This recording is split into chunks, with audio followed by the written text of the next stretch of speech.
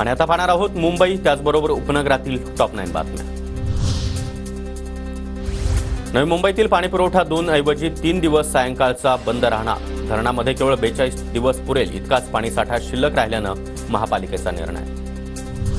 Online फसवणुकीसाठी bank खातेधारक जबाबदार नाही। फसवणूक बँक किंवा ग्राहकांमुळे होत नाही, यंत्रणेतील त्रुटीमुळे होते, मुंबई हायकोर्टाचं मत।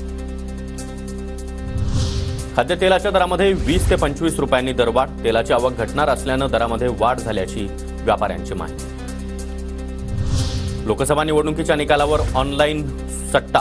ईडीनं मुंबई पुण्यामध्ये 19 ठिकाणी छापेमारी केली।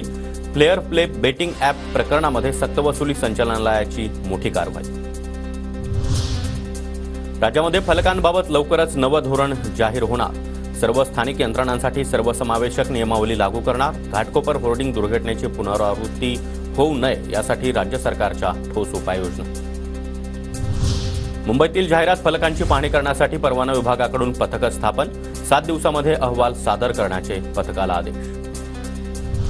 पश्चिम रेल्वेवर प्रवाशांच्या सोयीसाठी पॅनोरामा डिजिटल डिस्प्लेची सोय। डिजिटल डिस्प्लेच्या माध्यमातून स्थानकावर लोकलची माहिती मिळणार।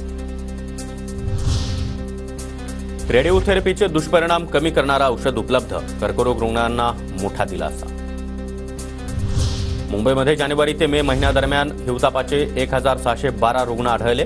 मागील 4 वर्षांमध्ये तुलनेमध्ये रुग्णसंख्या वाढली।